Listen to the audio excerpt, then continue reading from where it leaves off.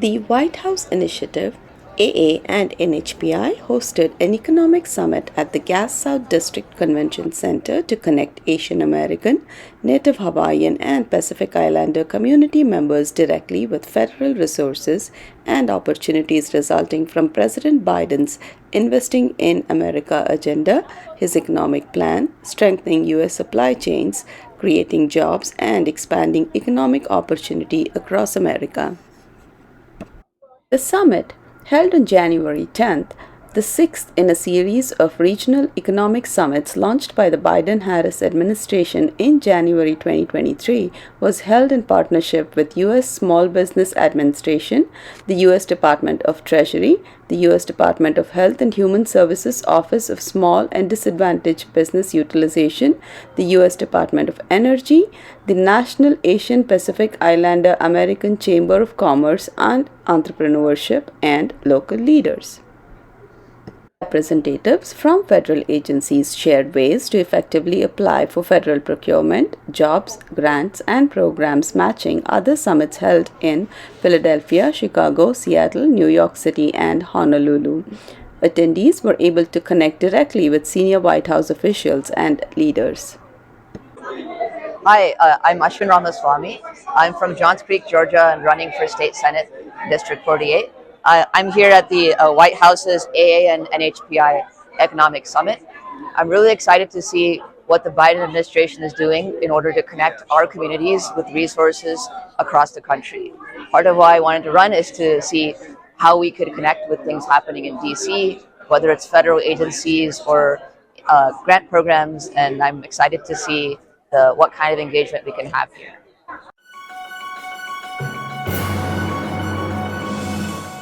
Absolutely. So, look, I understand as an entrepreneur myself that the cost of goods matter, right? But here is the reality: inflation has been coming down. It has gone down, almost 3%, and we are on track to get to what the Fed considers to be an optimal inflation, which is 2%.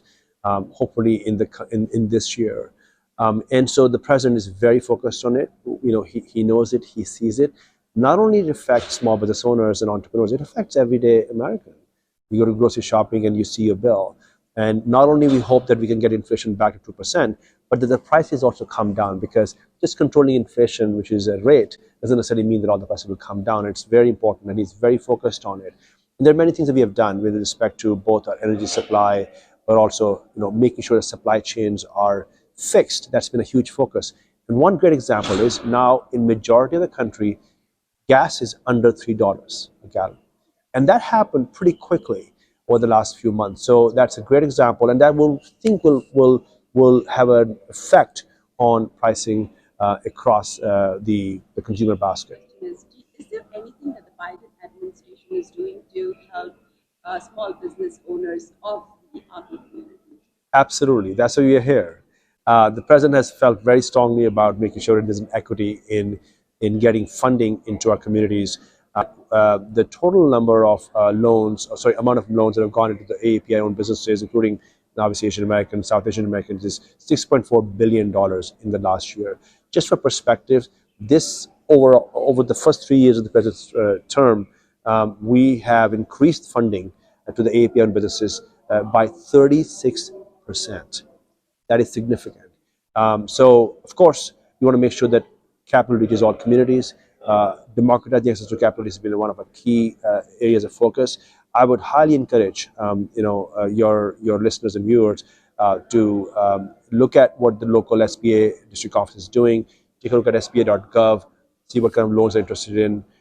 Go to an SBA-backed lender or a local bank, and many in the local area here. We have Wells Fargo, we have Hawaiian Bank that offer SBA loans, and apply for those loans. We've been very focused on making sure we are streamlining the process, reducing the paperwork. If you're looking for a small loan, that's $50K or $100K, let's say to improve a restaurant or your store, you can apply for that loan with now a very little piece of information, like 25 data points, versus it used to be multiple page paperwork. So that's been a focus, to make it easier, streamlined, cut paperwork, so that our folks can actually access those resources and disperse those loans. The SBA sponsored banks, do they offer low interest rates? Because that's also another concern with So our interest rates, track with what the prime rate is and what the Fed fund rates is, right? The Fed has indicated that there will be potential rate cuts in this year. That's obviously, we have an independent monetary policy in this country. The Federal Reserve runs that, but we track with that. Having said that, what I can tell you is this: there are many loans in which we will have more competitive rates because you can only have certain margin if you're SBA backed lender, and that is the beauty. We protect our people, right? It's a financial market. We're a free market. We have independent monetary policy, but because these are taxpayer backed resources and loans, the rates will be ordinarily lower than what we find in the open market. Then also there is a fixed rate loans products, 504 loans, if you're buying a building or an equipment. Those are longer term loans, and those rates are actually pretty good. They're lower compared to where the market is, but they're longer term fixed rate loan products. Thank you. Thank you so much for taking the time to talk to us. I appreciate the opportunity. Thank you.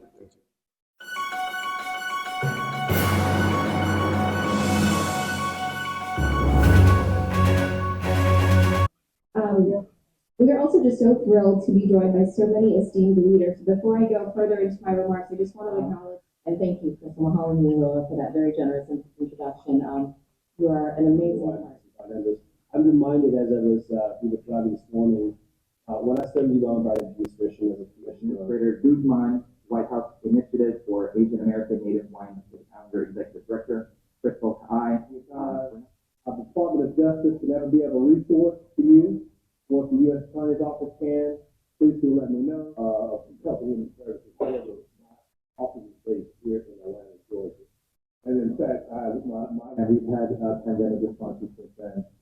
But one thing that I noticed over my years in working in Georgia, so it's critical each of you has a seat at the table as we make and implement policies in Washington. In a fireside chat, Ambassador Katherine, United States Trade Representative, highlighted the administration's efforts towards trade policy, economic growth, and policy changes. What I just want to touch base with everybody on and just connect on is we have been through some stuff, guys. We really have been through some tough years. And it's all of us. I know that the pandemic affected us all in different ways, but it is so true here in Metro Atlanta, in the United States, but all around the world. We all had our lives significantly, completely disrupted for almost 2 years. Especially for those of you who have kids, who know the younger generation, those were really critical parts of their formative years that were really affected by something that most of us in our lifetimes hadn't experienced ever before. The small business track with interactive breakout sessions featured speakers who discussed opportunities available to small business regarding access to federal contracting, business capital, counseling, and education.